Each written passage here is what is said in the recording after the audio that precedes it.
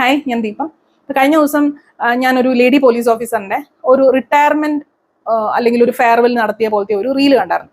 അപ്പൊ ആ റീലില് എന്താണ്, അവർ ഭയങ്കര സന്തോഷമായിട്ട് എല്ലാവരും ഇവർക്ക് ഫെയർവെൽ ഒക്കെ കൊടുത്ത് ഇവരെ വീട്ടിൽ കൊണ്ടാക്കി ഫോട്ടോ ഒക്കെ എടുത്തിട്ട് പോകുന്ന ഒരു റീലാണ്. അപ്പൊ അതിൽ അവര് കുറച്ച് വണ്ണമുണ്ട് ഇവർക്ക്, പിന്നെ അവർക്ക് നടക്കാനും കുറച്ച് ബുദ്ധിമുട്ടുണ്ട്. എന്നിട്ട് എല്ലാവർക്കും വന്ന് ഷെയ്ക്കാനൊക്കെ കൊടുത്തേച്ച് പോവാം. അതിൻ്റെ താഴെ കുറേയധികം കമന്റ്സ് എന്ന് പറഞ്ഞു കഴിഞ്ഞാൽ ഇത്രയും മോശപ്പെട്ട കമന്റ്സ് എനിക്ക് അറിയത്തില്ല എന്തിനാണ് ഇങ്ങനെ കമന്റ് ഇടുന്നത്. ഇവർ പറയുന്നത് കമന്റ്സിൽ പറയുന്നത് എന്തിനാണ് ഇത്രയും വയ്യാത്ത ആൾക്കാരെയൊക്കെ, അല്ലെങ്കിൽ നടക്കാൻ പോലും വയ്യാത്ത ഇവരെ എന്തിനാണ് പോലീസിലെടുത്തേക്കുന്നത്, അല്ലെങ്കിൽ പിന്നെ എന്തുവാ ഇങ്ങനെ ഉള്ളവരെയൊക്കെ എന്തിനാ പോലീസ് നിലനിർത്തുന്നതെന്നൊക്കെ ഉള്ള രീതിയിലുള്ള കമന്റ്സ്. ഇവർക്കൊക്കെ എന്ത് അർഹതയാണ് ഉള്ളത് എന്ന് എനിക്ക് അറിയത്തില്ല. പക്ഷെ ഭയങ്കര ഡിസ്റ്റർബിങ്. അത് കേൾക്കുമ്പോൾ നമുക്ക് ഇങ്ങനെ ചൊറിഞ്ഞു കയറി വരുന്ന കമന്റ്സ് ആണ് അതിന്റെ താഴെ ഉണ്ടായിരുന്നത്. അപ്പം നമ്മൾ നോർമലി ഒരു പോലീസ് ഓഫീസർ എന്ന് പറയുമ്പോഴേ നമ്മൾ എല്ലാവരും എക്സ്പെക്ട് ചെയ്യുന്നത് ഭയങ്കര ഫിറ്റ് ആയിട്ടുള്ള ഒരു ബോഡിയും കാര്യങ്ങളൊക്കെ ആയിരിക്കും. അത് ചിലപ്പം കയറുന്ന സമയത്ത് ആ ഫിറ്റ്നസ് ഒക്കെ ഓക്കെ ആയിരിക്കും. പക്ഷെ വൺസ് ഇവർ കയറി കഴിഞ്ഞാൽ ഇവരുടെ ജോലിയുടെ രീതി ആവട്ടെ, അല്ലെങ്കിൽ ഇവർ പിന്നെ പൊക്കൊണ്ടിരിക്കുന്ന അവരുടെ ഒരു ഫാമിലി ലൈഫ് ആയിക്കോട്ടെ, അല്ലെങ്കിൽ അവരുടെ ഒരു ലൈഫ് സിറ്റുവേഷൻ ഒക്കെ നമുക്കൊന്നും പ്രഡിക്റ്റ് ചെയ്യാൻ പറ്റാത്തൊരു കാര്യമാണ്. ഇപ്പൊ ഒരു ലേഡി പോലീസ് ഓഫീസർ ആണെങ്കിൽ തന്നെ ഇവർക്ക് ചിലപ്പോൾ നൈറ്റ് ഡ്യൂട്ടീസ് ഉണ്ടാവും, അല്ലേ? നൈറ്റ് ഡ്യൂട്ടി ഉണ്ടാവാം. പിന്നെ ഇവർക്ക് നല്ല സ്ട്രെസ്ഫുൾ ആയിട്ടുള്ള പണി ഉണ്ടാവാം. വിളിക്കുന്ന സമയത്തൊക്കെ ചെല്ലണം, എവിടെയൊക്കെ പോകണം. അവരുടെ സ്ലീപ്പ് റെഗുലർ ആയിരിക്കുമോ? ഇല്ല. ഇനി ഈ വർക്ക് റിലേറ്റഡ് അല്ലാണ്ട് തന്നെ ഇവർക്ക് ഒരു ഫാമിലി ഉണ്ടാവണമെങ്കിൽ ആ ഫാമിലിയുടെ സ്ട്രെസ്സും ഒരു ലേഡി എന്നുള്ള നിലയിൽ ആ ഒരു മെന്റൽ ലോഡും കാര്യങ്ങളും ഒക്കെ ഇവർ ഡീൽ ചെയ്യേണ്ടതായിട്ട് വരും. ഇനി ഇതൊന്നും പോരാഞ്ഞിട്ട് ഒരു ലേഡി ആകുമ്പോഴത്തേക്കും ഒത്തിരി അധികം ഈ ഫിസിക്കൽ ഇഷ്യൂസ്, അതായത് ഇപ്പോൾ ചൈൽഡ് ബർത്തുമായിട്ട് റിലേറ്റ് ചെയ്ത്, അതല്ലെങ്കിൽ PCOS, PCOD, തൈറോയിഡ്, പ്രൊലാപ്സ്, ഇതുപോലുള്ള കുറേയധികം കണ്ടീഷൻസ്. ഇതൊന്നും വേണ്ട, എന്തെങ്കിലും മെഡിസിൻ എടുത്തതിന്റെ ആഫ്റ്റർ എഫക്റ്റ്, ഇങ്ങനെ എന്തെങ്കിലുമൊക്കെ പ്രശ്നങ്ങൾ കാരണം അവരുടെ ബോഡി അവർക്ക് മെയിൻറ്റെയിൻ ചെയ്യാൻ പറ്റിയെന്ന് വരത്തില്ല. അപ്പം ബോഡി വളരെ ഫിറ്റ് ആയിട്ട് മെയിൻറ്റെയിൻ ചെയ്യുന്ന ഒത്തിരി ആൾക്കാരുണ്ട്, ഒത്തിരി ലേഡീസ് ഉണ്ട്. അവരെല്ലാം മാനിച്ചുകൊണ്ട് തന്നെ പറയാണ് ഇത് ചെയ്യാൻ പറ്റാത്ത കുറേ ആൾക്കാരുണ്ട്. ഈ ലേഡി പോലീസ് ഓഫീസറിനെ മാത്രം പറയുന്നതല്ല, ഇത് ചെയ്യാൻ പറ്റാത്ത കുറേയധികം ആൾക്കാരുണ്ട്. അപ്പൊ ചിലർക്കൊക്കെ ഇപ്പൊ എനിക്ക് പ്രൊലാപ്സ് വന്നതാണ്.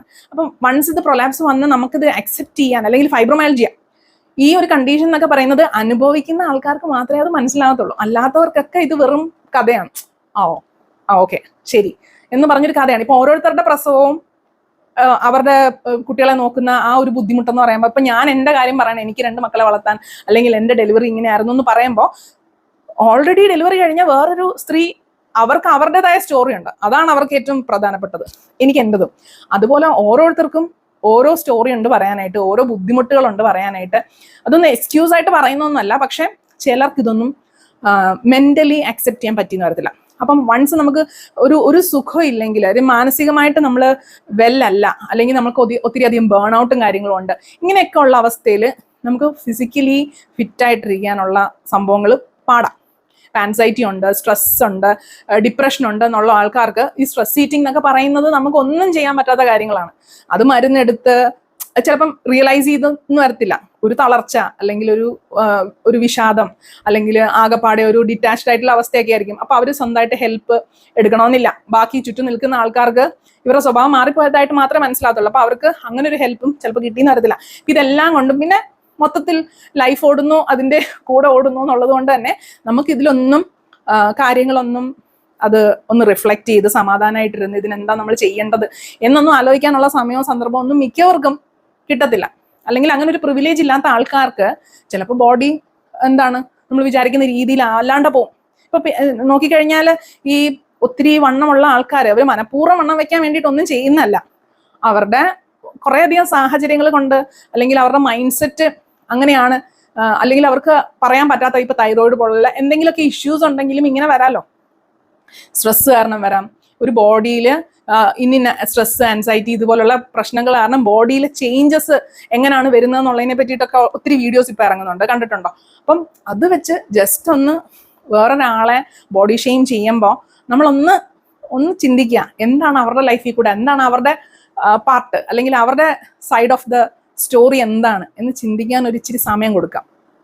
ഈ പറയുന്ന സ്ട്രെസ് ഈറ്റിംഗ് ആയാലും, അല്ലെങ്കിൽ ഇനാക്ടിവിറ്റി ആയാലും, അല്ലെങ്കിൽ സ്വന്തമായിട്ട് ഒന്നും തന്നെ ബോഡീനെ ഹെൽപ്പ് ചെയ്യുന്ന രീതിയിലോ, അല്ലെങ്കിൽ ജീവിതം മെച്ചപ്പെടുത്തുന്ന രീതിയിലോ ഒന്നും ചെയ്യാനായിട്ട് ഒരാൾക്ക് പറ്റുന്നില്ലെങ്കിൽ അത് അയാൾ മനഃപൂർവ്വം ചെയ്യുന്നതായിരിക്കത്തില്ല.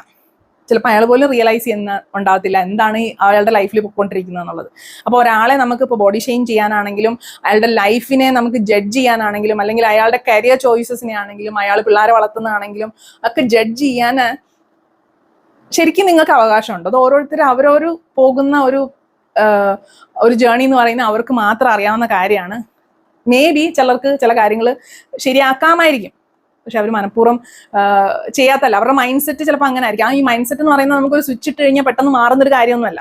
അപ്പം അതുകൊണ്ട് വേറെ ആൾക്കാരെ ജഡ്ജ് ചെയ്യുമ്പോൾ അല്ലെങ്കിൽ അവരുടെ ലൈഫിനെ, അവരുടെ ബോഡീനെ, അവരുടെ കരിയർ ചോയ്സസിനെ, അവരുടെ പിള്ളേരെ വളർത്തുന്ന രീതി ആവട്ടെ അല്ലെങ്കിൽ അവർ ജീവിക്കുന്ന രീതി ആവട്ടെ, അതിനെയൊക്കെ ഒന്ന് ജഡ്ജ് ചെയ്യുമ്പോൾ കുറച്ചും കൂടെ ഒന്ന് മൈൻഡ്ഫുൾ ആയിട്ട്, കുറച്ചും കൂടെ ഒന്ന് കാമായിട്ട് അവരുടെ സൈഡിൽ നിന്നും കൂടെ അല്ലെങ്കിൽ അവരുടെ ഭാഗത്തു നിന്നും കൂടെ ഒന്ന് ചിന്തിച്ചേച്ച് ചെയ്യാനായിട്ട് ശ്രമിക്കുക. ഇത്രയധികം ഹെയ്റ്റ്, ഇത്രയധികം ഡിസ്റ്റർബിങ് ആയിട്ടുള്ള കമൻസ് ഇടേണ്ട ആവശ്യമുണ്ടോ?